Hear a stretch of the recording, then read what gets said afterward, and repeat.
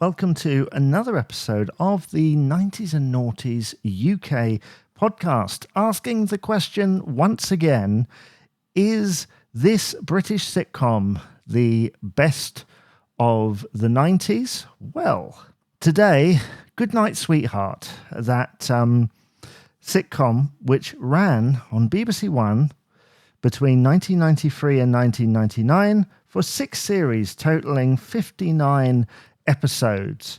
It is, as Wikipedia calls it, a science fiction time travel sitcom starring Nicholas Lyndhurst. It was created by Laurence and Maurice Gran, who also created Birds of a Feather and The New Statesman. And if you're interested in talking about those shows, get in contact, won't you? So, I've invited my wife to come along for the ride because in a previous episode, we talked about As Time Goes By, one of her comfort watches, her favourite sitcoms of all time. Now, to stop me from going on a 10-minute, 15-minute monologue about how great I think this sitcom is, I've brought her along. Goodnight Sweetheart. Is this the best British sitcom of the 90s? It's certainly a contender. It's not one that I have much nostalgia of from the time it was first broadcast. I wasn't really aware of it during the 90s, apart from maybe the last few episodes at the end of the run. But I certainly watched it probably... I suppose it was somewhere around the late 2000s. When it started to be repeated on channels like ITV3. Exactly. And I kind of caught up with it then. And yeah, it's good. Like we were saying about As Time Goes By in a previous episode, it's not a kind of belly laughs situation, really. It's a very gentle comedy. And yes. I think the thing is, if you haven't heard of this series before, if this is completely new to you, this sitcom is about Gary Sparrow, played by Nicholas Lyndhurst, who leads a double life. He's got 2 women on the go, one in the 90s, whom he's initially married to, and then one in the 40s, because in the first episode, he discovers he's a time traveler. He has the ability to do that, and he is assisted in many of his quests by his friend Ron, played by Victor McGuire from Bread. And this series, on paper, seems like it's going to be terrible, doesn't it? It seems like it's going to be awful. I think I read somewhere, I think it might have been on the Marks and Gran website, that when they were pitching this to the BBC, they pitched it as something like a man has an affair with a woman and she might be dead, or something. It was something like that. And this series, there's a lot of things in its stuff that just doesn't seem like almost family-friendly sitcom fare. No. Because you're talking about the war, you're talking about adultery, essentially, the idea of having an affair, even if it is with somebody 50 years in the past. You're talking about a number of different things. And in any other show, the lead character doing this stuff would be very unlikable. He would be so unlikable that you'd think, why am I watching this? But there's something about Nicholas Lyndhurst, of Only Fools and Horses fame, of Butterflies fame, that makes you almost want to root for him, even though at times he is a terrible human being. Well, yes, and I think maybe if you looked at it with very, let's say, cynical modern eyes, you would actually put even more disturbing meaning onto a lot of the things that he does, because I'm not going to go there because it's just going to ruin the whole thing. But yes, if you really looked at it in a serious light, it's pretty bad. Whereas it's just constantly joking about the fact that he, is basically lying 100% of the time to both the women in his life, that it doesn't go just as far as he's got 2 women separately on the go, as you put it.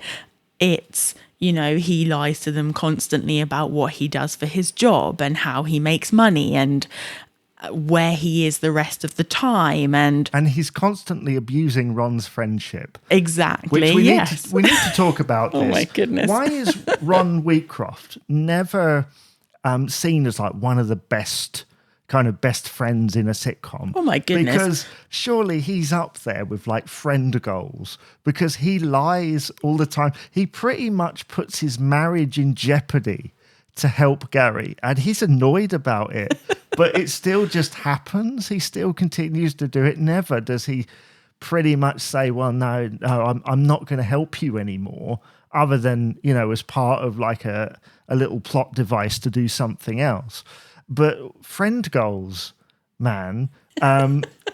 Well, I think maybe the only reason why he remains friends with him is because he just envies him. I think it's like a hero worship thing. It's like, wow, I wish I could have that. He like looks at him with these twinkly eyes like, wow, you're awesome because you're doing this thing. That's what everyone dreams of. I'm in the middle of a rewatch of this series at the moment, and I've seen this thing countless times because for me, I didn't see it on first glance either. Maybe I saw one episode, the one where he's struck by lightning. That's the one episode I remember seeing. After that, I saw it in the mid-2000s. I watched it with members of my family who aren't with me anymore, and I, have a lot of nostalgia, a lot of memories of watching it with them, a lot of very warm, glowy memories. And watching it again, I'm seeing even more stuff. And at the beginning, I love how I didn't realize that Ron doesn't actually know Gary in the first episode. That's when they first meet, because in the later years you assume they've been friends like since childhood because of the things that he's going to in order to do this stuff. Completely Ron's commitment to him. And it's just funny how while Gary's life is going up, his is just going down because he's covering. And the fact that initially he just thinks that Gary's playing a prank because he doesn't know him particularly well, and then it's not until he sees a newspaper from the 1940s that looks like it was printed yesterday, on a 1938 printing press because Ron's a printer. I mean, if you're a time traveler and you need money, I mean, there's a printer's the best friend to have, isn't it? And that's where this is brilliant. Everything's in place. And we haven't even talked about the 1940 section of this because they almost go overt on the 90s-ness of it. It's very lads. It's very, his alibis at the beginning are going to football matches and football hooliganism and all this sort of stuff. And then you've got the 1940s where they're almost saying in some cases, a lot of things change, but a lot of things don't. It's just done in a very different way. And the thing is, it encroaches on a lot of very serious subjects, a lot of very serious subject matter, and there's a couple of laughs to be had in there, usually out of Gary's misunderstanding of things, if not their misunderstanding, because Gary knows a little bit more about the world, it seems, than they do. And obviously because he's able to look back at it in hindsight as well as living through it. Yes. In a way. Yeah, the things that they managed to do, I don't think it. Maybe One Foot in the Grave is perhaps the only other sitcom from this period that can take a serious subject matter and just for a second go, we've spent 25 minutes laughing, now we're doing a bit of character development where there won't be any laughs, where we're able to go on to think. I mean, there's an episode where Gary goes on Firewatch and he's initially trying to get out of it, because there's that whole arc about him wanting to stay in the past and then realizing that that's really difficult. And so then he because he's a local in the area, because he's there all the time, they're like, well, you need to do your bit then. And so he then decides on a whim, well, I'm going to go back. I've realized that I didn't need to fake my death. I miss all the 90s pleasures that I have. And in the end, he gets forced to do the Firewatch because Reg, the policeman, basically, is very angry at him because he didn't do his bit, which I can imagine would have been the case for people who would have shirked that. Sure. And this is a very serious subject. Exactly. for this. And at the end, he's got like shell shock or post-traumatic stress disorder, and all he's hearing is like a simple plane going over or something. And yet he's experienced this thing, and you think, this is a show we're supposed to laugh at. Yes. This is a show we're supposed to laugh at, and we've done something extremely serious here.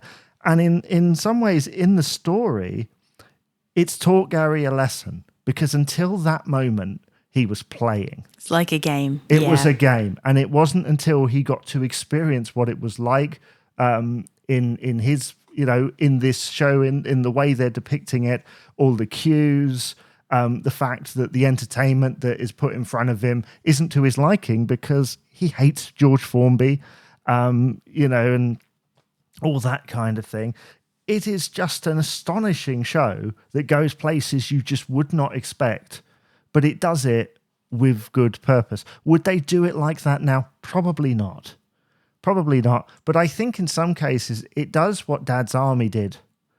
In that it's a very similar thing to that. And yes, I can talk about that because it was on every Saturday night in the 90s, Dad's Army. But yeah, this show on paper, like I say, shouldn't work. In practice, it just gets better and better. My only fault is at the end, it kind of went a bit overboard.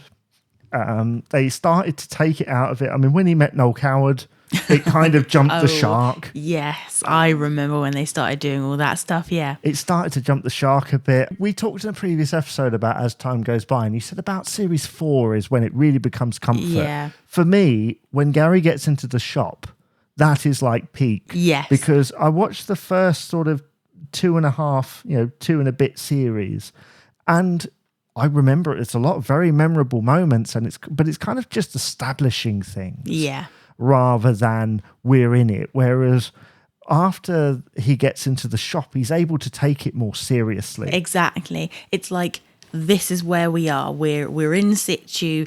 We know where we are. He doesn't have to keep coming up with new excuses every episode for why he has this thing, why he's dressed in these clothes, where he's been for a weekend, where he's getting his money from. Like, we don't have to keep coming up with these one-off things. That's all established, so then they can go out into other issues more and explore the rest of what's going on more, because all these little superficial things don't have to be discussed anymore. No, which meant they could go to wackier places. Yes, sometimes. Like that weird one where Ron gives credit to a guy from the future, which you might not remember.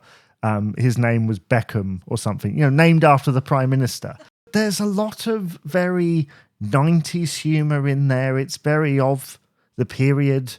Definitely. It verges on men behaving badly at times. Yes, as you said earlier, very, very laddie. Something popped into my head the other day when I was watching an episode with you, because it's currently available on ITVX, so you're kind of revisiting it again. It occurred to me that I feel like there's one other person who probably could have played the best friend role in a similar way. And that's Lewis Collins of The Professionals. And he gives me that vibe. In a way, that's a bad thing, because obviously the 90s was kind of supposedly the decade of the enlightened man and, kind of a bit more equal in marriages and things like that. But it feels very, these men grew up in the 70s. Like, it's very laddie. It's very men are men and women are women. And the men, as you pointed this out, they do men things, and that's what they expect to be able to do, and that's what they enjoy doing. And they're thinking about themselves all the time. And especially Gary, he's just thinking about himself constantly. He's very inward looking. It's all about how everything's affecting him. He doesn't care or see how anything affects anybody else, probably particularly his friend Ron. Even though by that point, he is taking it a lot more seriously than he used to. Yeah. It's just that occasionally he does a complete U-turn and sort of goes, oh no, what am I going to do? I'm in absolute, pig in whatever. But then you have Ron and his "as I see it" speeches, which are just genius because he's always looking at it from an outsider's point of view. Yes. But I do often wonder in the end, is he, if he was envious at the beginning, by the end, he isn't, because they did that whole arc of him going back because the portal opened up for everybody. Yes, And that's right. Gary made some joke about, World War II housewives coming through, lining up outside Marks and Spencer and all that kind of thing. But they did play with that, and it got very silly by the end. And another thing I should mention, actually, is there is a moment where in one of the episodes, I remember, Gary changes history by accident. And in doing so, he comes back to the present, and Ron is a vicar. Which I don't remember that. Which is a brilliant way, because obviously vicars listen, and he listens. He's constantly listening, and the thing is, that whole episode is about Ron's uncle and how his uncle or his great uncle was very inspirational, even though he didn't meet him because he saved some people from a burning building. And it's funny how without that influence, which is the point of the episode, he still becomes something positive. In fact, probably even more positive, because his uncle is basically just an evil version of Ron. But yeah, I shouldn't really be talking about all these storylines, because if you haven't seen it before, spoilers, it just sounds crazy. It does sound pretty outlandish, I definitely. mean, the episode where he gets struck by lightning and then the bad Gary goes back to the past and plays Anarchy in the UK is just very odd. And there's another aspect. When the film Yesterday came out, which is a film about a guy who wakes up in a world where the Beatles don't exist, and so he starts playing Beatles songs, and everyone's like, wow, this new song you've written, or this new sound, wow, this is amazing. And all anyone could say was, isn't that just Goodnight Sweetheart? Because that's all Gary does. And they tried to bring it back in 2016 with a special, which I loved. I thought it was great because I wanted to revisit those characters. In that thing, you could see that they were starting to nearly trip themselves up a bit, because in the 40s, Gary gets away with the idea of, I've written this song, that's actually a John Lennon song, because the Beatles are 23 years away or 22 years away. Whereas if you're in 1962 and the Beatles are just coming, you're constantly going to have that joke of, not again. What happened to your song, Gary? Which would get a bit boring, I think. Whereas back there, it's like, it's just the funny thing. But that must have cost them so much money. They must have been like, can't you use Neil Diamond or something? A bit of Sweet Caroline. Does it really have to be Yellow Submarine or All My Loving? Does it really have to be a Beatles song? But I think that because at that point they were so far in the future, and there is that storyline where an agent for George Formby hears When I'm 64 and, wants him to sing it. And so you get this basically actor playing George Formby singing When I'm 64. And Ron comes up with the idea of, well, it's okay, because instead of Paul McCartney writing it, he'd just grow up hearing George Formby sing it. So the song is still out there in the world. It just wouldn't exist in that form. But of course, that's messing with history. And this is the thing about this time travel thing. It kind of goes between being a sitcom, being a time travel drama-y thing, to being something else entirely. It is all things to all people. And that is a very rare commodity in sitcom. And I wish they brought it back. It's probably a little bit too late now, but I'm just glad that there's so many series and that they had so many eras, even though at the end it did get a bit silly. As for the question, is this the best British sitcom of the 90s? Well, I would say, personally, it's one of my favourites, but I think there's perhaps better out there. And this is me, right? I'm supposed to be saying this is amazing, and I have. I've said this is a great show. A great show. despite all its flaws, despite the weird thing. And we haven't even talked about language. You know, I saw this scene the other day with Reg, and he was using a lot of quite derogatory language that would get cut out of a lot of things now. But because it's in context, because it's in World War II, and you think he's talking like they would have spoken, and that makes it even more powerful. And it takes it above sitcom, in my view. And I think so. It is over there, you know, with Dad's Army, kind of like, well, you know, this is one of our attempts to show this, but we're not doing it in a completely light-hearted way. We're not making fun of it. It manages to strike that balance between we're laughing at it, but we are still acknowledging the seriousness. Which a lot of things, you know, it is so easy to get it wrong. Definitely. On these things. Yes. But yeah, Goodnight Sweetheart, as you said, is available on ITVX. It's just been uploaded, so do go and have a look at that. It does get better. Maybe after series 3 or 4, I'm actually quite a fan of when they changed the actresses who played the wives. I did wonder if you were going to refer to that. I was thinking I remember it from the first time round with the 2 later actresses, but actually having gone back, I prefer the first ones. No shade at all on the replacements, let's call them. It just made it more cartoony. Yes, I think so. I think they made it, somehow they just kind of took it to this other level that was much less character-y, and they were kind of trying to be a bit more overt and stuff, I think. Well, they made them almost stronger characters, because at the beginning, Michelle Holmes is very kind of almost hopeless. Like something wrong happens and like everything is wrong. I think, I think she plays it a bit more real, the way you really would think about, talk about and react to things. But then with the introduction of the shop, they also make her character, played by Amos, go just a little bit up. Yeah. So she's like this famous person who's not going to notice if Gary's there or not. Yeah. So it allows them to kind of play with it. And they did a very similar thing where I thought the original Phoebe was perhaps a little bit more gentle.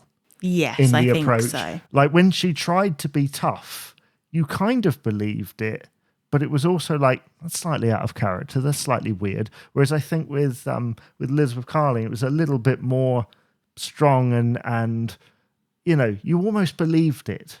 And I think maybe they changed it over at just the right time for the stories that they wanted to, because some of the stuff, I couldn't imagine the first actresses doing some of the stuff later. No, that's true. I think it just signals a kind of a change in the mood. It switches up a little bit. I think so. Well, that is that, isn't it? Well, thank you very much for listening. Thank you for joining me once again, Andrea. Please do come again.